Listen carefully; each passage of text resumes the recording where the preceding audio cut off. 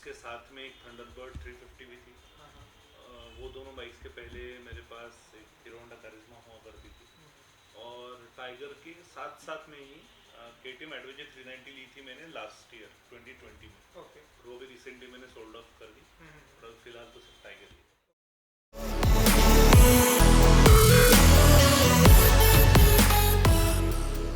आपका मतलब कंटिन्यूअसली कितना स्टार्टिंग कितने साल से किया, राइडिंग एक्सपीरियंस कितना है आपका? राइडिंग एक्सपीरियंस ऐसा अगर बोला जाए तो मोटरसाइकिल पे दूर दूर जाना मैं 2007-2008 से ही कर रहा हूँ। बट मैं सीरियसली ये सीन में आया from the year 2013-2014। Okay.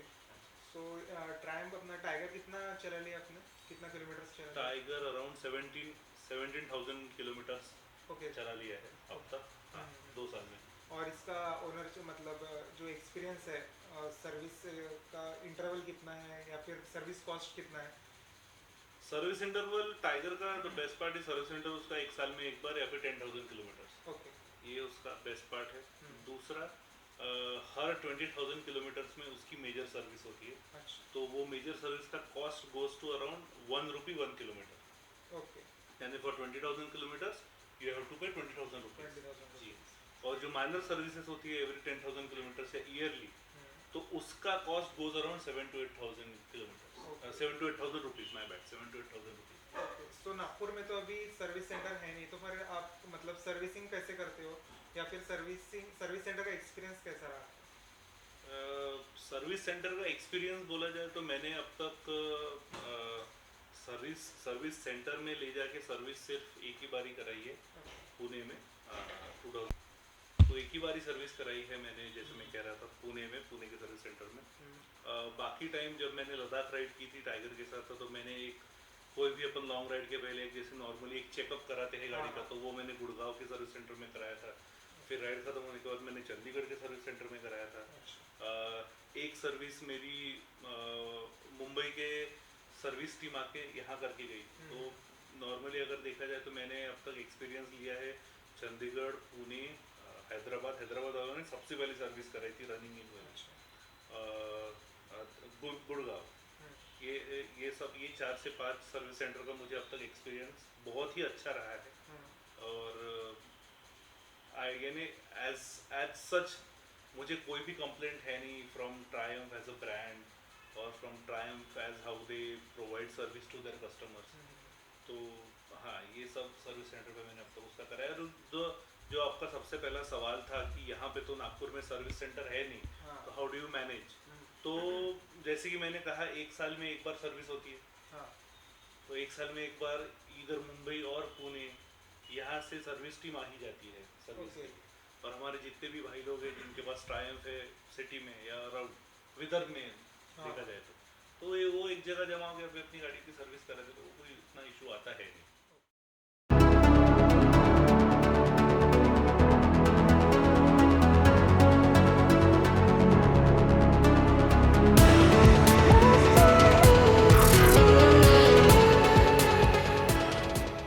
So tiger के मतलब कंपैरिजन में और भी बहुत सारी बाइक लाइक मल्टी स्ट्राडा है, और यहाँ पे और दूसरी भी बाइक है वी-स्ट्रॉम है सुजुकी की, तो आपने टाइगर ही मतलब क्यों ज़्यादा प्रेफरेंस किया, क्यों बाइक किया टाइगर ही?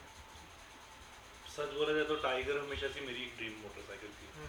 बट जब मेरी 390 ड्यूक ऑलमोस्ट मैंने 6-7 साल चला ली, अराउंड 70,000 किलोमीटर्स चली थी वो। जब उसने थोड़ी तकलीफ देना शुरू की तो then I thought of going for an upgrade. But मेरा प्लान बिल्कुल भी नहीं था कि मैंने टाइगर लेना चाहिए, क्योंकि when you go from Duke 390 first generation to straight way to Triumph Tiger, it is a very big leap in terms of price and everything. So मेरा फर्स्ट ऑप्शन था वी-स्ट्रॉम 650। तो जब मैंने वी-स्ट्रॉम 650 के बारे में इंफॉर्मेशन निकाली, quotation मांगा, हर चीज़ जब मैंने बात की, तो मुझे it was very well in my budget और कुछ ज़्यादा वेटिंग पीरियड भी था नहीं, गाड़ी के कोई नेगेटिव रिव्यूज़ थे नहीं। बट फिर जब बात करते करते मेरे एक दोस्त है, वो इज़ अ ऑटोमोबाइल जर्नलिस्ट, उनसे मैंने बात की, उनकी राय ली। तो उन्होंने मुझे बोला कि नागपुर में अगर सुजुकी बिग बाइक्स का सर्विस सेंटर नहीं है तो you should reconsider your decision of going for a V-Strom 650 once, hmm, because उसका सर्विस इंटरवल कहा जाता है कि 4 से 5 हज़ार किलोमीटर में है। तो 4 से 5 हज़ार किलोमीटर देखा जाए तो कभी कभी एक राइड में ही हो जाते हैं। हाँ तो उस टाइम मुझे दिक्कत आ सकती थी राइट सर्विस की, और राइट इतना often you can not go to Hyderabad या पुणे। तो हम्म, इसलिए फिर V-Strom मैंने कैंसिल कर दी। दूसरा एक ऑप्शन मैंने देखा था वर्सेस 650, हाँ बट वर्सेस 650 का पर्सनली मुझे ऐसा लगता है कि it is more of a sport tourer than an adventure tourer, और मुझे एडवेंचर टूरर चाहिए थी। सो अल्टीमेटली सारे चीज़ों को मद्देनज़र रखते हुए मैंने डिसाइड किया कि I should go for India's favourite middle wait adventure tourer, that is the Triumph tiger. हाँ सो इसलिए फिर मैंने ट्रायम्फ टाइगर 800 खरीदी। ओके। सो आपका ये जो है ये रोड बेस्ड वेरिएंट है, रोड बायस रोड वेरिएंट है, हाँ, बेस्ड वेरिएंट। XRX। हाँ, तो ऑफ रोडिंग करते वक्त कोई प्रॉब्लम आता है या फिर जो है ना स्पोक व्हील्स जो देते हैं एडवेंचर में, तो उसमें थोड़ा कुशनिंग आता है, तो इसमें तो ये नहीं है, एलॉय ब्रेक होने के चांसेस रहते, तो मतलब कुछ इज देयर एनी मतलब प्रॉब्लम वाइल? नहीं, ये जो सवाल है ये अपने यहाँ की जनता में बहुत कॉमन सवाल है। मुझे याद है जब एडवेंचर 390 मार्केट में आई थी तो एवरीबडी वाज डिसअपॉइंटेड कि स्पोक व्हील्स नहीं दिए। हाँ मैं सिर्फ एक ही चीज़ बोलना चाहता हूँ कि आप खुद को CS संतोष या टोबी प्राइस समझते हो, बिकॉज ये जो गाड़ियाँ है, Triumph is a global brand, yes even KTM is a global brand. इन सब लोगों ने बहुत रिसर्च करके, बहुत रिसर्च एंड डेवलपमेंट की तरफ ध्यान देते हुए, मेटलर्जिकल रिसर्च की तरफ ध्यान देते हुए ये अलॉयज बनाए हैं। Yes so alloys means it is a mixture of 2 और मोर मेटल्स, मेटल्स राइट। हाँ और उन्होंने पहले ही आपको बोल के रखा है कि if you are buying an XRX it is a road bias version. So कोई, यानी वो इतने भी तकलादू अलॉयज नहीं है कि वो टूट जाएंगे। राइट टूटने का चांस तब आता है when you are not maintaining proper air pressure, या फिर आप बहुत ही हैज़र्डली गाड़ी चला रहे हो, जो कि सिर्फ एक प्रो कर सकता राइट है ना। ये गाड़ी it can not be tamed by anyone. Yes मैंने अभी तक 2 साल 17,000 किलोमीटर में भी I still feel that I have not explored it to its potential. Okay so it is, वो जो बात है, it is a myth I will say कि ये अपने अलॉय व्हील्स टूट जाएंगे वगैरह, ऐसा कुछ नहीं। कोई दिक्कत नहीं है ऑफ रोडिंग करते हुए, क्योंकि मैं उतनी हार्श ऑफ रोडिंग करता भी नहीं। ओके। सिंपल। और अभी लद्दाख वगैरह साइड के तो रोड्स भी अच्छे और मतलब अच्छे हो रहे हैं, तो इतना हाँ, कुछ प्रॉब्लम भी नहीं है। एग्जैक्टली। और जितने भी या अगर पहले भी टाइगर्स जाती थी जब रोड खराब थे, तो इतना भी कुछ दिक्कत वाली बात नहीं है कि उसका अलॉय ऐसे गए बराबर टूट नहीं जाते। हाँ हाँ हाँ तो वो उसका कोई इशू नहीं है। ये सब कहने की बातें हैं, बोलने की बातें हैं, कुछ अलॉय इसका कोई इशू नहीं जाता। ओके। और जो गाड़ी का वेट है, आप अभी कभी पिलियन भी साथ में आता है या फिर पैनियर्स और टॉप बॉक्स भी आता है, तो गाड़ी का वेट कैसे मैनेज होता है ऑफ रोडिंग में? हाईवे तो मतलब मैनेज हो जाता है हाईवे पे, बट ऑफ रोडिंग में कितना डिफिकल्ट है ट्रायम को मैनेज करना, अब टाइगर को? अब डिपेंड है कि आपका ऑफ रोड किस किस्म का है। Is it a fast off road और slow off road, loose gravel है या रॉक्स है। अगर लूज ग्रेवल और रॉक्स है जहाँ पे आपको ट्रैक्शन बराबर नहीं मिल रहा है, तो ऑब्वियसली, और गाड़ी अगर फुल वेट पे है, पिलियन भी है, पैनियर से टॉप बॉक्स भी लगा हुआ है, तो obviously it is a heavy vehicle. Yes तो एट दैट टाइम पिलियन के साथ उसको मैनेज करना थोड़ा मुश्किल जाता है। But if you are solo, you can just stand on the pegs, or you can just and you can just maintain your momentum, गाड़ी चले जाती है। अगर कभी ऐसा लगा कि ग्रिप जा रही है तो आपके 2 पैर है, हाँ उसकी मदद लो, there is no shame in that। Okay. और जो गाड़ी का माइलेज आता है अराउंड सिटी में तो बहुत कम गाड़ी चलती है बड़ी बाइक से करके, तो हाईवे में कितना माइलेज देती है, डिलीवर कितना करती है? हाईवे पे मुझे मैक्सिमम अब तक मिला है 22-23 ओके। इतना मिला। सिटी में अराउंड 15-16, कभी 17। अच्छा। मैं वही बता रहा हूँ जो उसके कंसोल हाँ, पे हाँ, दिखता है। मैंने कभी ऐसा स्पेशली हम्म, उसका 1 लीटर पेट्रोल डाल के ऐसा घुमा के एवरेज निकाला नहीं है। It is just, and I guess it is not even approx, it is approx, it is not precise. हाँ हाँ तो अगर सही में 23 की जगह 20 भी दे रहे होंगे तो it is more than enough. Yes मैं तो यही सोचता हूँ कि मैं ऑल्टो 800 या मारुति 800 चला रहा हूँ। राइट, क्योंकि उतना उतना ही इंजन है उसका। हाँ। Simple, that's it. ओके। तो जो टायर का पेयर है, तो आपने वो कितना किलोमीटर चलता है, कितना पेयर अभी तक आपने चेंज किया है इसका? तो जो इसके साथ स्टॉक पे आया था वो था Metzeler Tourance Next. Okay. Those were completely road bias tyres, off road में किसी काम के नहीं थे। ओके। सो तो वो मैंने 10-12 हज़ार किलोमीटर चलाए। और उसके बाद मुझे ऐसे चाहिए थे tyres which are more on the tarmac side, on the asphalt side, and less on the off-road side. But उसमें उनमें थोड़ी तो भी ताकत होनी चाहिए कच्चे रोड को संभालने की. ओके तो then I went for Metzeler Karoo Street. Okay Karoo के दो अलग अलग टायर आते हैं. एक होता है मेटजेलर कारू 3 अच्छा जो 50-50 टायर है. 50% road 50% of of road. Road Karu street जो है that is 70% road 30% of of road. Road okay And believe me, it is the best pair of tires I have ever experienced in all of the vehicles I have ridden till date. क्योंकि इनकी जो hydroplaning capacity है, जब मैं हैदराबाद से वापस आ रहा था 100 किलोमीटर्स मैंने अच्छी खासी बारिश में गाड़ी चलाई थी. ओके और वो 100 किलोमीटर्स में almost I was doing 100 to 110 kmph in that rain. Rain okay कोई भी ऐसे एक भी बारी लगाने की गाड़ी ग्रिप छोड़ रही है ऐसा कुछ भी. It is all about like good tyres. तो जैसे मैं बोल रहा था कि टाइगर हो या कोई भी हो उसी ने लेना चाहिए वो गाड़ी जो उसके लिए पैशनेट है. Right because when you buy these motorcycles, अगर आपके पास उसके पहले कोई और मोटरसाइकिल थी जो लेट्स से जैसे मेरे पास ड्यूक 390 थी, तो ड्यूक 390 के मेटजिलर की पेयर आती थी 10,000 रुपए की. इसकी मेटजिलर की पेयर आती 23,000 रुपए की. Right So you should always know that fact that if you are going for a bigger motorcycle, your expenses are going to get bigger. Right है ना? So the easiest thing you can do is buying a big motorcycle. Tough part starts after that, maintaining it. Yes yes yes That is the so those who can buy are many people. Those who can buy, those who can maintain are very few because you need sheer passion in like for maintaining these motorcycles. मेरे को पता नहीं लोग शायद show off के लिए भी लेते होंगे, but I bought it because I was passionate and I was in love with track tiger. Yes so बहुत इंपॉर्टेंट बात बोलिए.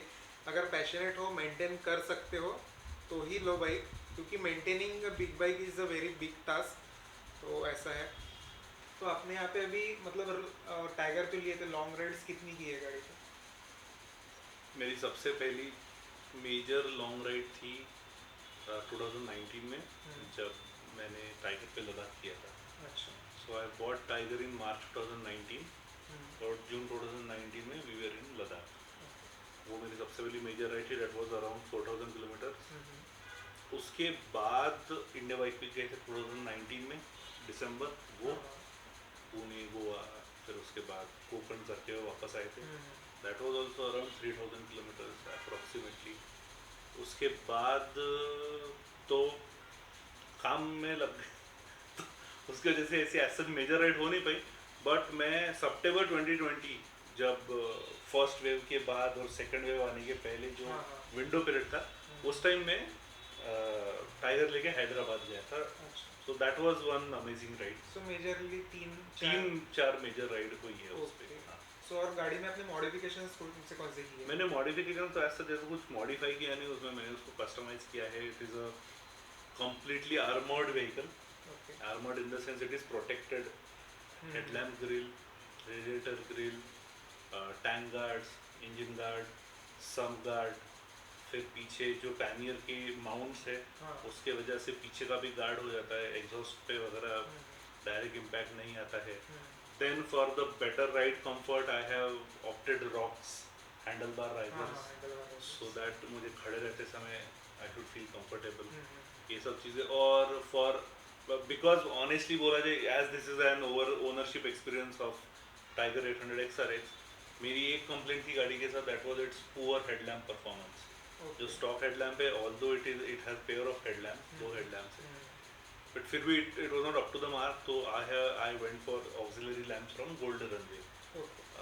वो एक चीज़ जो है मैंने आफ्टर मार्केट वो लगाई है और बाकी सब तो मैंने बताई. ओके और एग्जॉस्ट वगैरह कुछ आफ्टर मार्केट नहीं लगा है जो? नहीं, एग्जॉस्ट जो है स्टॉक ही है. ओके मुझे स्टॉक एग्जॉस्ट की आवाज़ बहुत पसंद है. हाँ व्हिस्लिंग साउंड आता है उससे. बिकॉज मुझे आफ्टर मार्केट एग्जॉस्ट जैसे एरो का लगता है हाँ इसको. हाँ अब क्या है लोगों को अच्छा लगता है क्योंकि they listen to it for a while. जैसे फ्लाई बाय दे दिया हाँ या फिर कहीं राइड पे साथ गए उतना. बट अगर मैं सोलो राइड पे जा रहा हूँ वो तो कंटिन्यू मेरे कान में बजते रहेगा. It can be irritating at some point of time. बहुत सारे लोग इससे कॉन्ट्रडिक्ट भी करेंगे. But for me as it is my vehicle I am very much happy with the stock exhaust. और बहुत सारे लोग अग्री भी करेंगे कि stock exhaust is loud enough. Yes it is loud enough. और मतलब आप कैसे राइड करते हो? You are a fast person और आराम से अब मेरा easy- ऐसा है कि it all depends on my mood. जैसे मैं हाँ। सोलो हैदराबाद जब गया था हम्म, तब मैंने नागपुर हैदराबाद अराउंड 5.5 आवर्स में कर लिया था। ओके। हाँ, और रिटर्न आई टू अराउंड 6 घंटे। अच्छा, हाँ तो तो मेन सवाल एक है कि टाइगर क्यों लेना चाहिए? तो मतलब नाइन, अभी तो 800 नहीं मिलती है, किसी को रीसेल में लेना है तो ठीक है, बट अभी 900 भी जो है, तो वो क्यों लेना चाहिए कस्टमर में? यार ये बड़े बाइक्स का मैं बताऊंगा, आप दिमाग से नहीं सोचते इनको लेने के लिए, राइट, आप दिल से सोचते हो। Right. So there is no right और wrong motorcycle. Hmm, The motorcycle which your heart feels it is good, it is the best motorcycle for you. Because at the end of the day, you have to spend some part of your life with that motorcycle. Correct. So Tiger उसने लेनी चाहिए who is passionate about Tiger, okay. who loves Tiger, who knows that if I get a Tiger, I am going to maintain it and I am going to cherish its presence in my garage every moment. If they want to get a GS, they should think same about GS. If they want to get Africa Twin, they should feel same about Africa Twin. Same regarding H2 or CBR 1005 blade and S1000 RR. जो भी, anything.